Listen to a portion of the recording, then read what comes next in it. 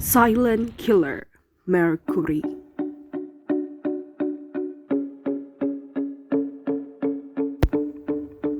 Oleh kelompok 1, tugas mata kuliah laboratorium lingkungan. Merkuri adalah salah satu jenis logam yang banyak ditemukan di alam dan tersebar dalam batu-batuan, biji tambang, tanah, air, dan udara sebagai senyawa organik atau non-organik. Merkuri juga kerap disebut dengan air raksa. Ada 3 jenis merkuri yang dapat kita ketahui. Yang pertama ada merkuri elemental. Jenis merkuri ini biasanya terdapat pada tabung termometer, saklar listrik, lampu neon, tambalan gigi, dan beberapa peralatan medis. Yang kedua, merkuri organik. Merkuri organik bisa ditemukan pada ikan dan asap pembakaran batu bara. Merkuri jenis ini dapat berbahaya bagi orang yang terpapar dalam waktu lama, baik akibat tertelan, terhirup, atau terkena kulit. Yang ketiga, merkuri anorganik. Dapat ditemukan di baterai, dan 80% dari merkuri uap yang terhirup diabsorpsi oleh alveoli paru-paru. Merkuri metalik ini masuk ke dalam sistem peredaran darah manusia. Dengan bantuan hidrogen peroksida, merkuri metalik akan dikonversi menjadi merkuri anorganik. Kemudian, kami akan menampilkan tentang gambar siklus merkuri. Dan terkadang kita sering bertanya-tanya, kenapa merkuri bisa berbahaya? Merkuri merupakan silent killer. Ia sangat berbahaya bagi manusia. Merkuri juga merupakan senyawa neurotoksin, yang artinya sebuah toksin yang beraksi di sel saraf neuron. Di dalam tubuh manusia, merkuri memberikan dampak yang serius terhadap sistem saraf pusat, ginjal, dan otak.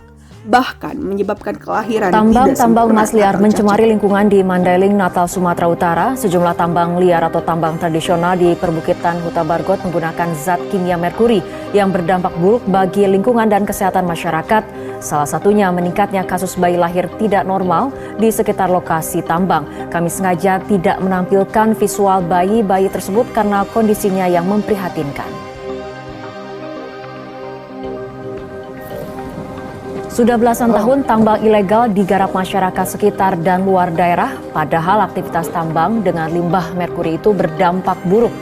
Salah satunya selama 2 tahun terakhir ada 6 kasus kelahiran bayi tidak normal, 3 bayi lahir dalam kondisi usus di luar, 1 bayi lahir dengan kondisi organ tubuh menyatu satu sama lain, 1 bayi lagi lahir dengan hanya memiliki 1 mata, dan kasus terakhir bayi lahir tanpa tempurung otak. Tambang emas ilegal ini menggunakan peralatan sederhana. Pada salah satu prosesnya, batu dicampur dengan zat merkuri dan limbahnya mencemari air permukaan atau meresap ke sumur-sumur penduduk sekitar. Pemerintah setempat sudah mensosialisasikan kepada masyarakat tentang dampak pencemaran zat merkuri, terutama terhadap ibu-ibu hamil. Dari 6 kasus bayi yang lahir tidak normal yang ditemukan Dinas Kesehatan Mandailing, Natal, ada riwayat orang tuanya merupakan pekerja tambang emas dan tinggal di sekitar tambang atau tempat pengolahan emas mesin galundung.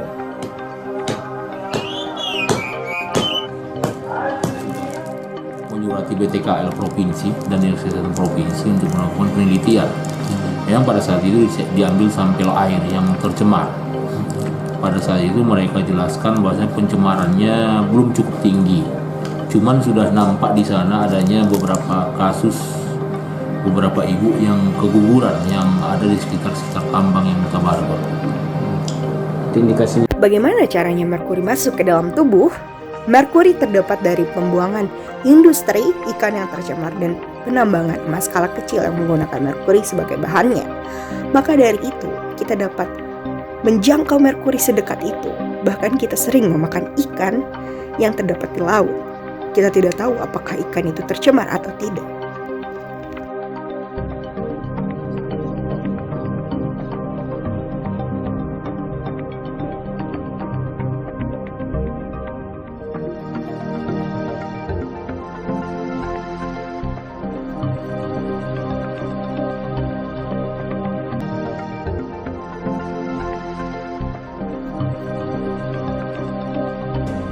Selanjutnya, apakah ada kebijakan dari pemerintah mengenai pencemaran merkuri ini? Tentunya ada. Pemerintah mengeluarkan kebijakan, dan di sini ada beberapa kebijakan dari pemerintah.